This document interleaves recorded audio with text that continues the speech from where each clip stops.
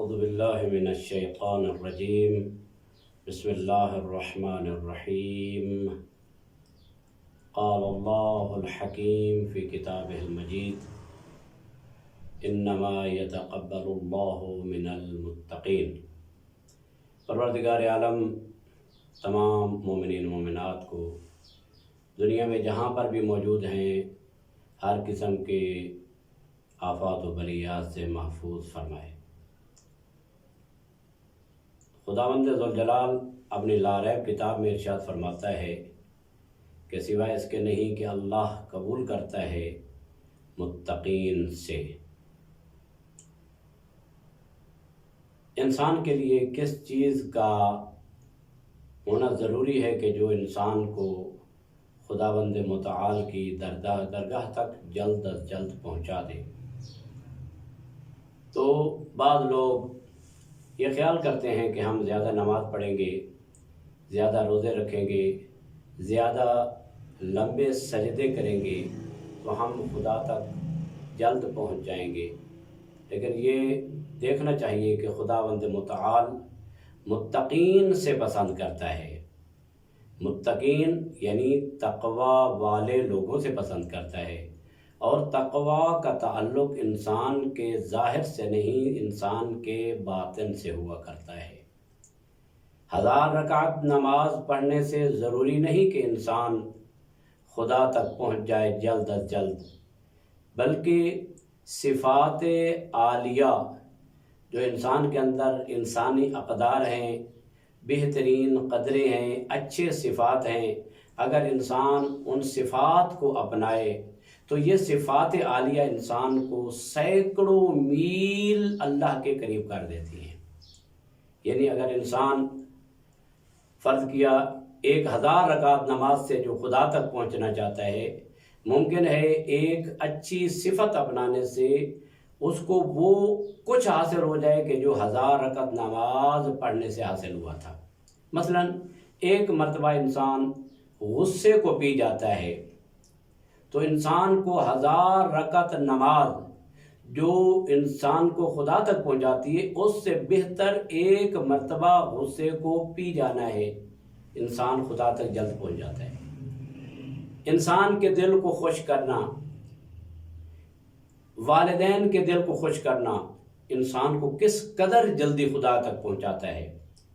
ایک واقعہ جو آپ کا سنایا ہے، حضرت اویس قرنی جو مولا امیر المومنین علیہ السلام کے صحابی تھے، اور مولا کے ساتھ وہ جنگ میں جایا کرتے تھے، اور وہاں پر جنگ صفین میں ان کو شہادت کا درجہ ملا، لیکن انہوں نے پیغمبر گرامی اسلام کو دیکھا ہوا نہیں تھا، زیارت نہیں کی تھی۔ وہ زیارت کے قصد سے پیغمبر خاتم کے مدینہ منورہ مشرف ہوئے۔ والدہ نے کہا تھا کہ بیٹا اگر پیغمبر کی زیارت ہو جائے تو ٹھیک، نہیں تو وہاں پہ رہنا نہیں ہے، واپس جلدی آ جانا ہے، میں بوڑھی ہوں، لہذا میں آپ کو اجازت نہیں دیتی کہ آپ وہاں پر رہیں۔ زیارت کس کی ہے؟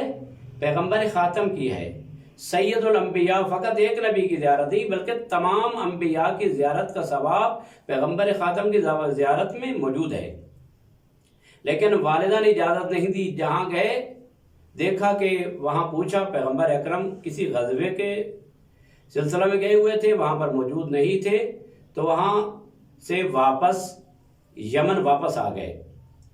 تو جب پیغمبر خاتم مدینہ منورہ میں پہنچے تو حضور نے ایک بات کی، انی اشم رائحۃ الرحمن، میں رحمان کی خوشبو سونگھ رہا ہوں۔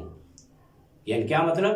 اللہ کی رحمت کی خوشبو میں سونگھ رہا ہوں۔ تو اس کا مطلب کیا ہے کہ والدہ کو خوش کرنے والا گویا کہ اس کے اندر اللہ اپنی رحمت کی خوشبو داخل کر دیتا ہے، چاہے وہ اویس قرنی ہو یا آج کا کوئی اویس قرنی ہو۔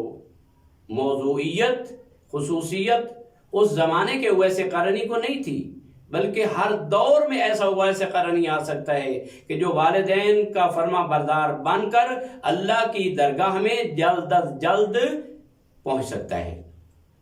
لہذا اخلاق کریمہ، اخلاق انسانی اخلاق اہل بیت کو انسان اپنے اندر جگہ دے، اپنے اندرون کو درست کرے، اپنی اندرونی اصلاح کرے، تو اس کے بعد 1000 رکعت نماز خود بخود آ جائے گی، قرآن کی تلاوت کا شوق خود بخود آ جائے گا۔ اگر انسان قرآن کی تلاوت میں مشغول ہو جائے لیکن والدین کی اطاعت اور فرما برداری سے باہر رہے، ان کا نافرمان ہو، حقوق والدین ادا نہ کرے، حقوق ازواج ادا نہ کرے، حقوق بچوں کے حقوق ادا نہ کرے، رشتہ داروں کے حقوق ادا نہ کرے، ہمسائیگان کے حقوق ادا نہ کرے، اپنے اساتذہ کے حقوق ادا نہ کرے، اور وہاں 1000 رکعت نماز میں مشغول ہو جائے، تو وہ 1000 رکعت نماز اس کو ایک قدم بھی اللہ کے قریب نہیں کرے گی۔ کیوں؟